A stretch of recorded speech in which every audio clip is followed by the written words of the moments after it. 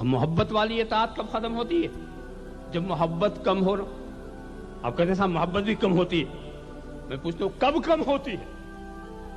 محبت اس وقت کم ہوتی ہے کہ جس کمال سے محبت متعلق ہو اس کمال میں زوال آئے. آپ سمجھنے کی کوشش کریں. ہم نے کسی کو چاہا تھا، اس کے خطیب ہونے کی وجہ سے خطابت کا زور کم ہوا، محبت کم ہو گئی. ہم نے کسی کے حسن و جمال کی وجہ سے اسے چاہا، حسن و جمال ڈھل گیا، محبت کم ہو گئی.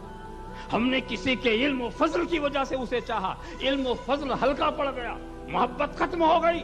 تو جس کمال سے محبت وابستہ ہوتی ہے جب اس کمال میں زوال ہو تو محبت ختم ہوتی ہے. میں تو اس محبوب کی بات کر رہا ہوں جس کے کسی کمال میں زوال نہیں، جس کے کسی کمال میں زوال نہیں. وہ محبوب ایسا محبوب جو چلا اور چلتا جا، بڑھا تو بڑھتا گیا، اٹھا تو اٹھتا گیا، چمکا تو چمکتا گیا، دمکا تو دمکتا گیا. دنا فتدلی فکان قاب قوسین او ادنی. وہاں بھی پہنچا تو ابھی یہی سنائی دے رہا وللآخرۃ خیر لک من الاولی وللآخرۃ خیر لک من الاولی وللآخرۃ. تو جس کا کمال بڑھتا ہی جا رہا ہے اس سے اگر محبت وابستہ ہو گئی تو کبھی نہیں جائے گی. چاہے تیرے گلے پہ خنجر رکھ دیا جائے، چاہے تجھے تلوار کی نظر کر دیا جائے، چاہے تجھے بھوکا رکھا جائے، چاہے تجھے پیاسا رکھا جائے. اس لیے کہ جس محبوب سے تم متعلق ہے نہ اس کے کمال کو زوال نہ اس کی محبت کو فنا. اللہم صلی علی سیدنا مولانا محمد کما تحب و ترضی بان تصلی علیہ. ذرا سا آپ خیال فرماتے جائیں تو اس چیز کو اچھی طرح سے سمجھو. تو اصل میں معیار محبت میں بتا دوں، بس بات ختم کر دوں. معیار محبت کیا ہے؟ حبک الشیء یعمی و یسیء. کسی چیز سے محبت کرنا یہ تمہیں گونگا بنا دیتا ہے، اندھا بنا دیتا ہے، بہرا بنا دیتا ہے. بہرا اندھا. محبت کرنے کے بعد، محبت کرنے سے پہلے اکھیارے اور سننے والے بھی، اور محبت کیا بہرے ہو گئے. کیا مطلب؟ جب کسی سے آپ محبت کر لیں گے تو اب آپ کی نظر صرف اس کے کمال پر ہوگی، اس کے جمال پر ہوگی. اس کی برائی سننے سے آپ بہرے ہوں گے، اس میں عیب دیکھنے سے آپ اندھے ہوں گے. جو محبت کا دعویٰ کرے اور عیب کی تلاش کرے اس کو اپنے دعوے پر نظر ثانی کرنا چاہیے.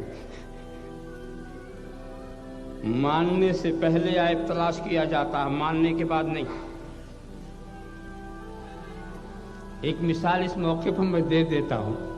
آپ کے شہر میں مجھے ایک فاؤنٹن پین کی ضرورت ہوئی. چلا گیا دکان پر، اور دکان پر جانے کے بعد میں نے کہا مجھے فاؤنٹن پین چاہیے.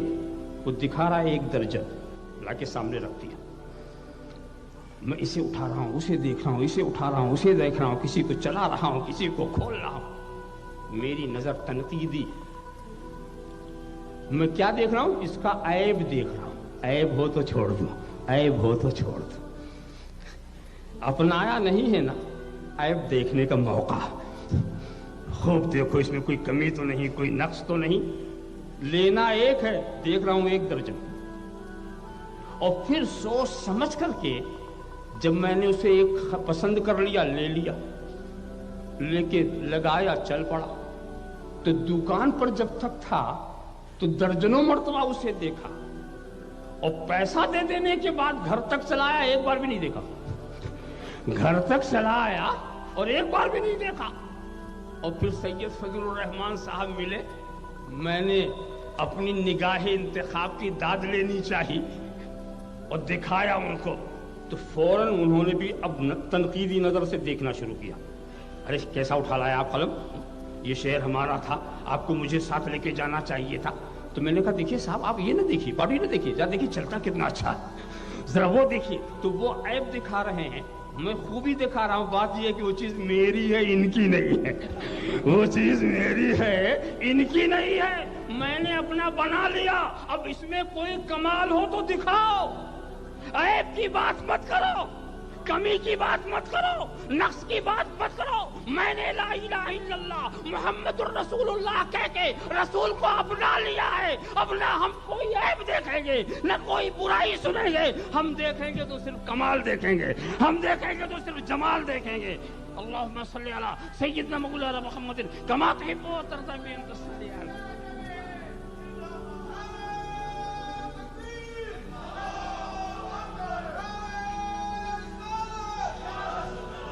دو لفظ اور سن لیجئے دوستو، قلم میں تو عیب ہو سکتا ہے، عیب دار قلم کا عیب اپنانے کے بعد ہم دیکھنا پسند نہیں کرتے، تو جو رسول بے عیب ہو، جو رسول بے عیب ہو، اس کی کسی چیز میں کوئی کمی دکھانا چاہے تو ہم کیا کہیں گے؟ حضرت حسان کا شعر پڑھ کر کے بات ختم کر دیں گے کہ وَأَحْسَنُ مِنْكَ لَمْ تَرَ قَطُّ عَيْنِي وَأَجْمَلُ مِنْكَ لَمْ تَرَ قَطُّ عَيْنِي وَأَحْسَنُ مِنْكَ لَمْ تَلِدِ النِّسَاءُ۔ اے محبوب، آپ سے زیادہ حسین و جمیل میری نگاہوں نے نہیں دیکھا، اور کیسے دیکھے؟